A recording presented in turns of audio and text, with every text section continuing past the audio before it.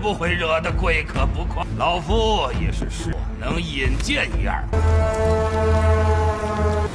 他在那儿，这次绝不能让他再逃走。黄小林，去西边堵截。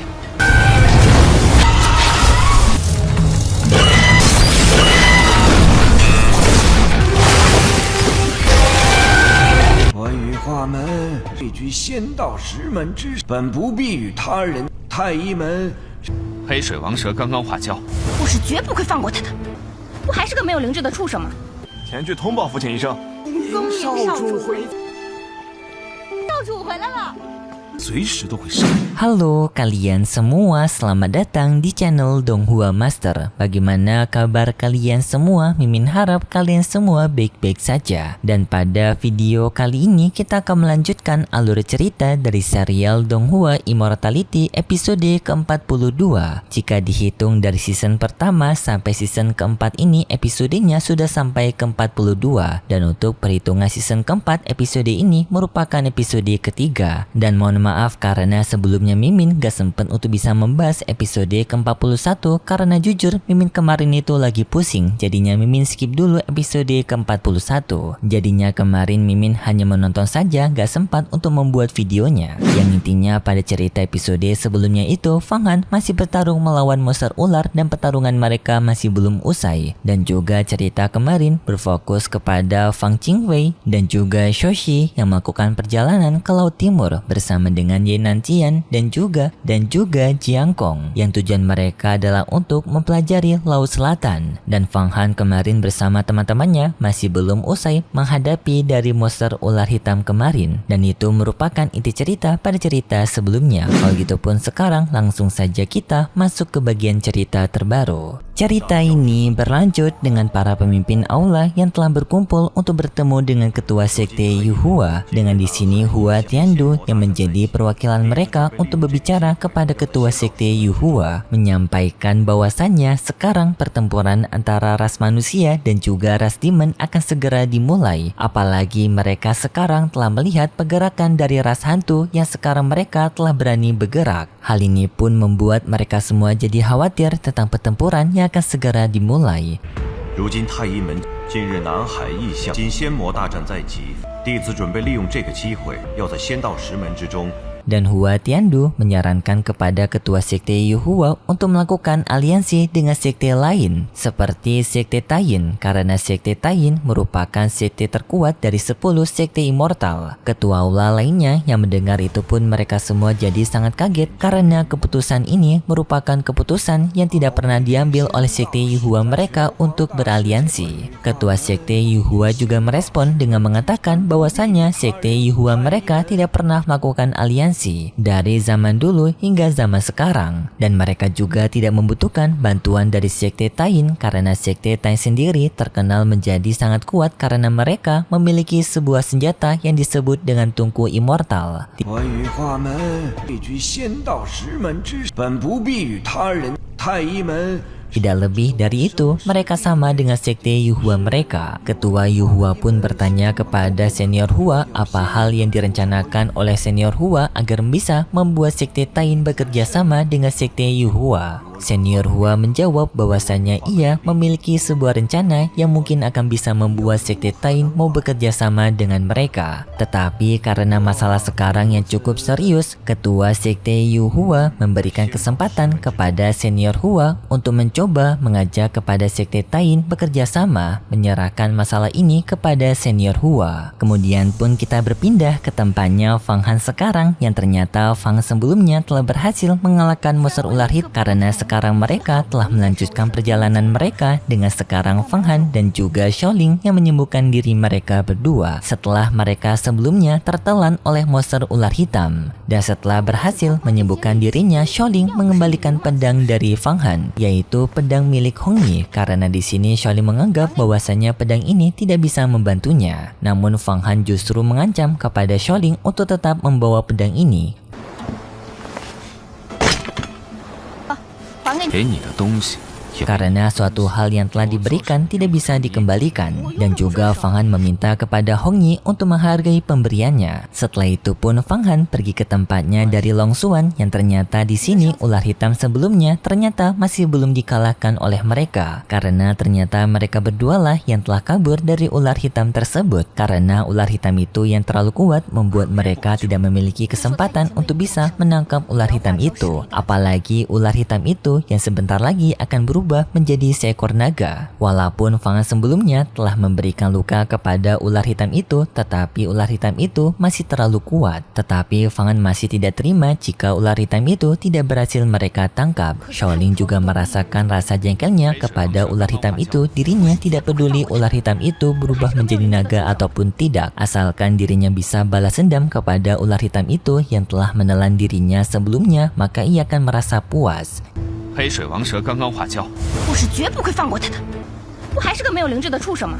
Jadinya Shaolin juga setuju untuk tidak melepaskan ular hitam tersebut. Fang Han setuju dengan hal tersebut, dan karena di sini mereka telah membiarkan ular hitam itu pergi, sepertinya ular hitam itu telah menjadi seekor naga yang kemungkinan telah memiliki kekuatan dari alam rahasia, tetapi masih belum mencapai ke titik kekuatan yang sempurna. Jadinya mereka masih memiliki kesempatan untuk bisa mengalahkan ular hitam tersebut. Tetapi Long Xuan yang mendengar itu pun sangat heran bagaimana mereka bisa mengalahkan ular hitam itu. Bahkan ular hitam itu saja telah kabur begitu saja meninggalkan mereka tanpa jejak. Fang Han menjawab bahwasanya ia mengetahui lokasi dari ular hitam tersebut karena sewaktu dirinya dimakan oleh ular hitam tersebut, dirinya menaruh nafasnya di ular tersebut. Jadinya hal itulah yang membuat Fang Han bisa mengetahui keberadaan dari sang ular hitam itu. Kemudian pun kita berpindah ke rombongannya dari Qing Yue sekarang, yang terlihat sekarang mereka telah sampai di sebuah pulau. Dengan pulau ini bernama Pulau Evernight, yaitu sebuah pulau mewah yang digunakan sebagai tempat pesta dan juga penginapan. Dan setelah mereka sampai di pulau ini, Shoshi tampak begitu bangga karena pulau ini termasuk dari pulau yang menghormati keluarganya. Kemudian pun para pelayan pulau datang ke tempat mereka menyambut kedatangan dari Shoshi. Shoshi pun menyuruh kepada para pelayannya untuk mempersiapkan tempat tidur bagi mereka semua.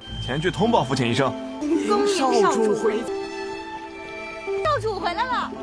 dan juga tempat peristirahatan yang nyaman. Para pelayan itu menerima perintah tersebut dan lalu mereka pun diantarkan ke tempat mereka. Dan sambil menuju ke tempat kamar mereka, di sini Shoshi menjelaskan bahwasanya di pulau ini mereka diperbolehkan untuk melakukan pesta tanpa tidur. Pokoknya tempat ini bisa digunakan sebagai tempat penghibur sepuasnya tanpa adanya batasan. Tidak peduli orang itu orang baik ataupun orang jahat buronan, mereka tetap boleh pergi ke pulau ini. Asalkan mereka mau membayar dengan mahal, maka mereka akan selalu disambut di Pulau Evernight ini. Tidak lama kemudian, mereka pun mendapatkan sambutan dari pamannya Shoshi yang bernama Shobuye. Shoshi pun sangat senang dengan segera ia datang ke tempat pamannya. 随时都会杀人越货。叶南天师兄，羽化门弟子，气色不错吗？ Shoshi pun memperkenalkan teman-temannya juga kepada pamannya, yaitu Ye Nantian, Jiang Kung, dan juga Qing Yue. Tetapi dalam perkenalan ini, Qing Yue diperlakukan spesial oleh Shoshi.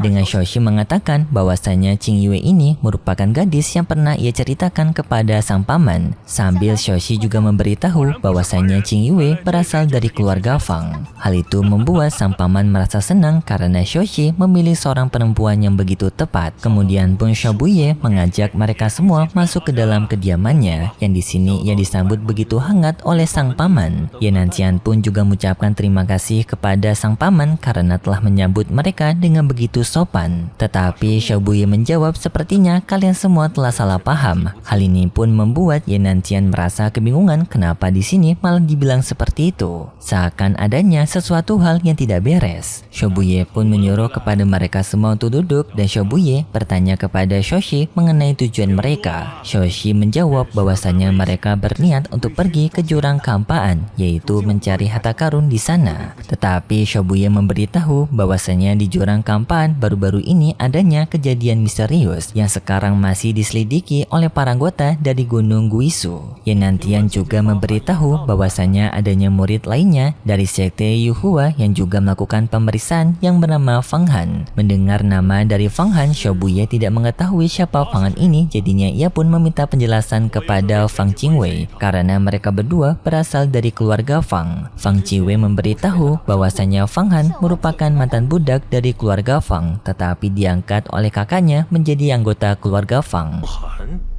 他是谁？我也准备前去归学于他。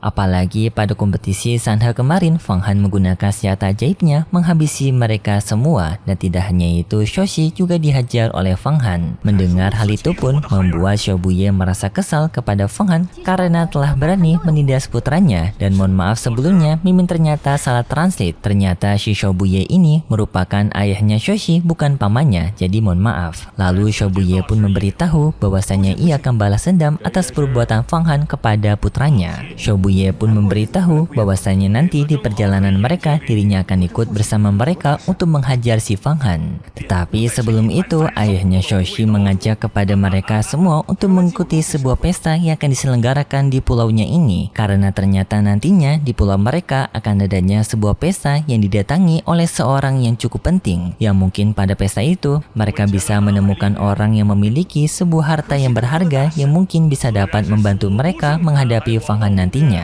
Tetapi ayahnya Shoshi juga memperingatkan semakin baik harta itu, maka semakin sulit juga untuk dikendalikan. Jadinya mereka diminta untuk menemukan harta yang cocok bagi mereka. 可喜可贺的大事， 自然是数不胜。南海广袤无边， 是哪位贵客？ Kemudian pun acara perkumpulan 5 pulau telah diselenggarakan dengan acara tersebut yang disambut meriah oleh para anggota 5 pulau lainnya. Dengan di sini ayahnya Shoshi mengatakan bahwasanya perkumpulan ini akan membuat aliansi mereka semakin kuat. Tetapi di saat itu tiba-tiba saja adanya anggota dari Pulau Putus Asa yang bisa dibilang si orang ini tidak diundang pada acara perkumpulan, tetapi kenapa ia datang? Hal ini pun membuat mereka semua sangat kaget. Si pemilik dari Pulau Putus Asa pun meminta maaf karena kedatangan dirinya yang tidak sopan karena tidak diundang malah datang. Namun dirinya juga tidak bisa membiarkan kesempatan perkumpulan ini adanya anggota dari 5 pulau dan juga para murid dari sekte Yuhua. Ye Nanxian yang mendengar itu pun sangat kaget kenapa orang ini bisa mengetahui mereka berasal dari sekte Yuhua. Dan pemilik dari Pulau Putus Asa ini bisa dibilang sangat tidak sopan menghadiri acara dari 5 perkumpulan ini dengan ia mengambil minuman seenaknya dan juga mengatakan bahwasanya ia masih belum puas. Dan tidak lama kemudian bawahan dari keluarga Xiao datang ke tempat mereka melaporkan bahwasanya tamu terhormat mereka telah tiba. Hal ini pun membuat si pemilik dari Pulau Putus Asa merasa senang karena pertunjukan sebentar lagi akan dimulai. 不会惹得贵客不快，老夫也是说能引荐一二。 Ye Nanxian yang mendengar itu juga jadi penasaran apa yang akan terjadi di antara orang ini, apakah nantinya ada keributan ataupun tidak. Sedangkan di tempat lain kita diperlihatkan dengan Fang Han, Long Xuan dan juga Xiaoling yang sekarang mereka masih mencari keberadaan dari sang monster ular. Sampai pada akhirnya mereka telah menemukan keberadaan dari monster ular itu yang sekarang ia sedang beristirahat dengan luka-luka sebelumnya. Fang Han pun dengan segera mengajak kepada Xiaoling dan juga Long Xuan untuk segera melakukan penyerangan kepada ular itu. 他在那儿，这次绝不能让他再逃走。黄小林，去西边堵截。 Mereka bertiga pun langsung menyerang ular tersebut, tetapi karena kekuatan ular itu yang sangat besar, tak disangka-sangka mereka bertiga malah terpental. Long Xuan juga menggunakan kekuatan esnya untuk mencegah ular itu agar tidak bisa kabur, tetapi sayangnya ular itu malah bisa menjebolnya, membuat ia bisa kabur menjauh.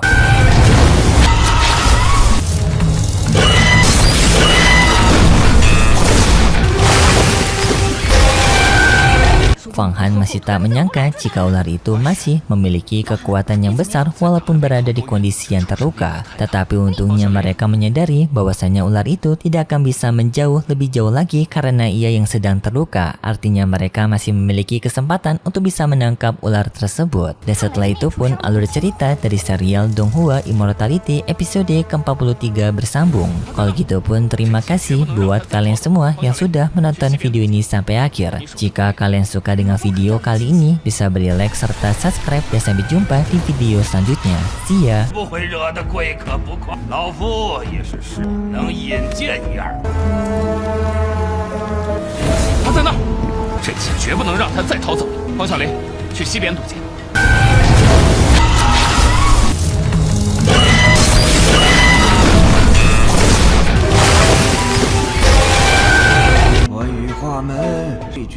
道石门之事，本不必与他人。太医们，黑水王蛇刚刚化焦，我是绝不会放过他的。